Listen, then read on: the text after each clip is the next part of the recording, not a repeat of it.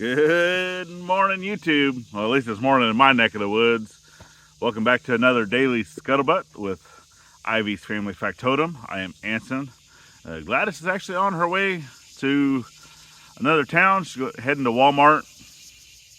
Gonna do some shopping. Spent all day with the kids yesterday doing some back to school shopping. Sorry, but the cicadas are gonna be super loud this morning. I'm actually getting out here fairly early, which 8:30.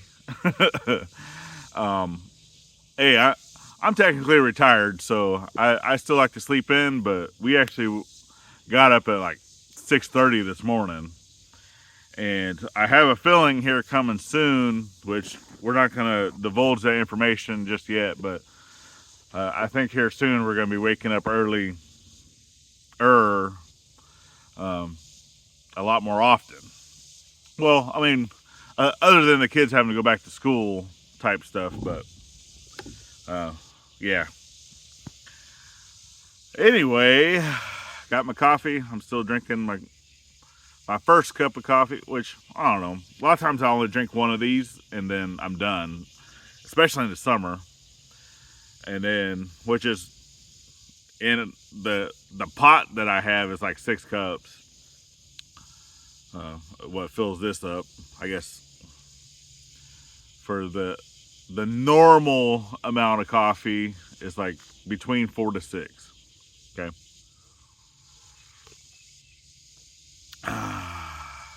So, like if you're going to a restaurant, you'd be drinking 4 cups, 5 cups of that coffee to one of these. So,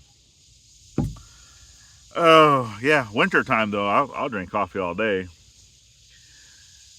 I guess that's part of being retired Navy or just Navy in general. You know, sometimes you drink a lot of coffee. Which, I mean, a lot of people would drink, you know, those sport drinks or the different things.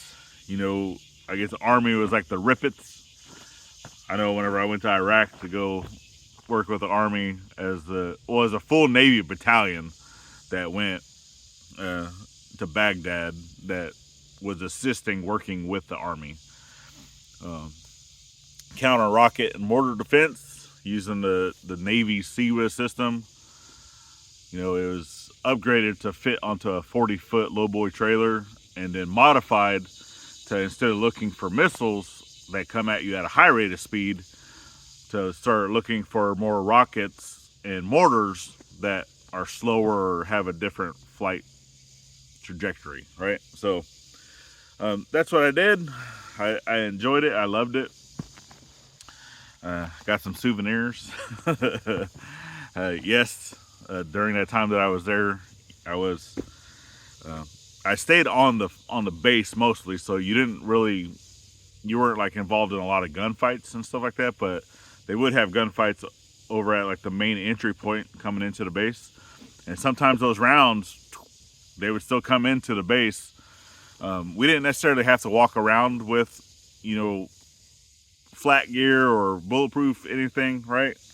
Unless some like major stuff was going down and they had a threatened or a heightened level of threat, then you'd have to wear that stuff. But we always had our weapon, and we always had, you know, at least 7 rounds if you're walking around the base, right? Obviously, if you're leaving, then you're fully decked out and you got a mini magazines, right? But only a few of us ever had to do that, to go to different fobs and stuff like that. But anyway, during one of those gunfights, a bullet actually came over my head enough to where I can hear the crack. Basically sounds like a bullwhip going off over your head, and then it hit a wall. And I went and I found that and I picked it up, and there's an AK-47 round. So yeah, I'm glad it didn't hit me.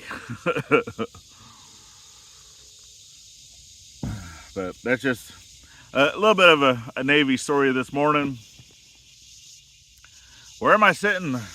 Actually, I'm sitting on the deck to the shed, or this is the floor to the shed, I guess I should say. And not all of these sheds come with a floor. You know, if you're building it either straight onto dirt or onto a concrete pad or any of those things, it's not going to have this. So that's one of the reasons why the video that came out today, or it's coming out today. I don't know if this is going to load before that video does or not, but the video coming out today is showing only the floor build. I kind of separated that from the rest of the shed build because this is technically a different part of the assembly. So it's going to be a 2-part thing. I might even make it like a 3-part thing, just depending. I'll go through and I'll do all the walls and all that, and then because a lot of the exterior sheathing of the shed gets put onto the walls as you're building them.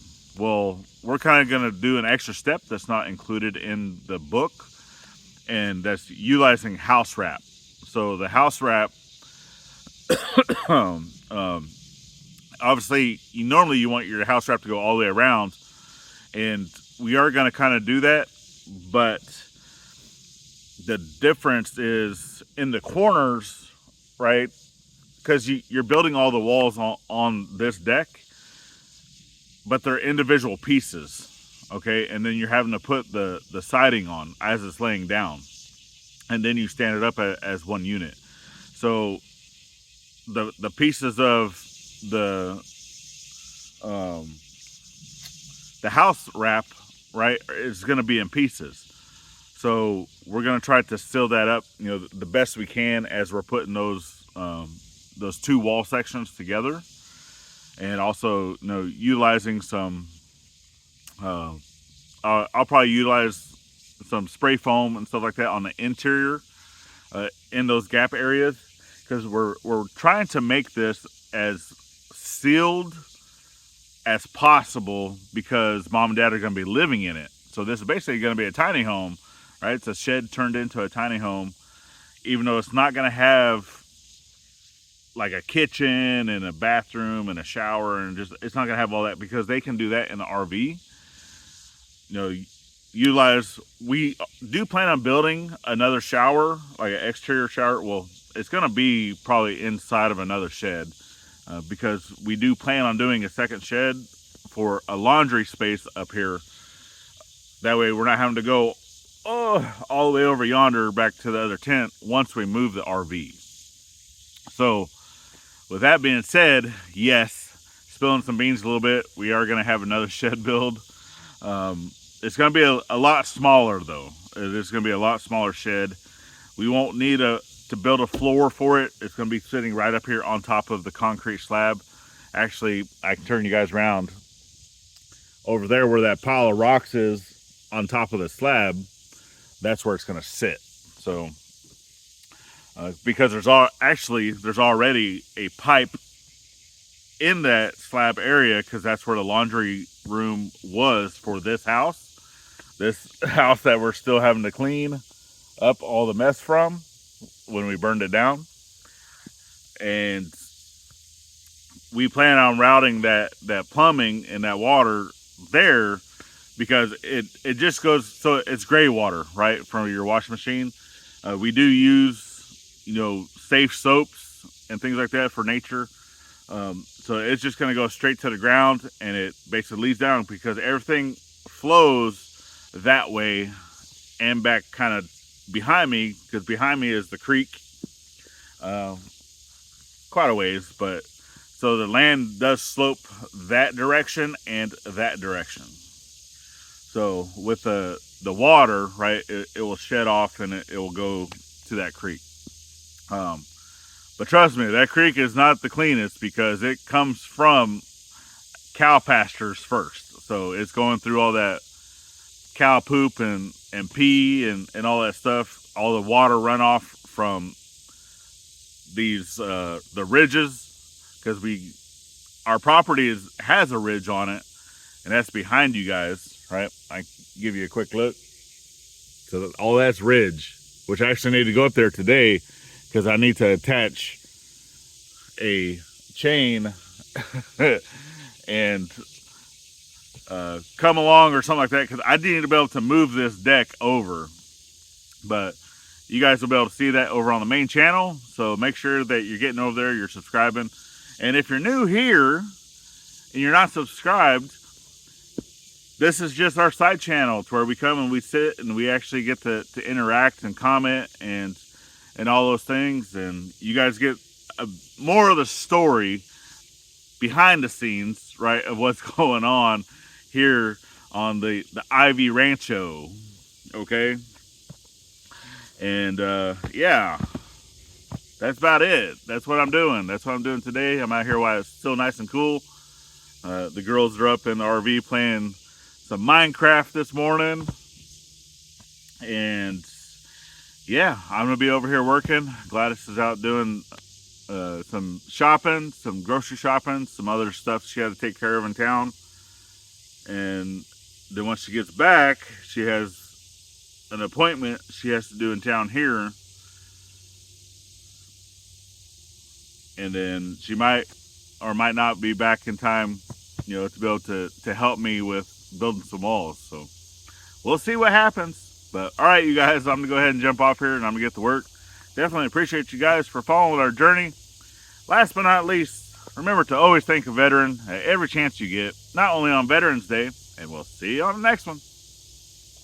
Later, y'all.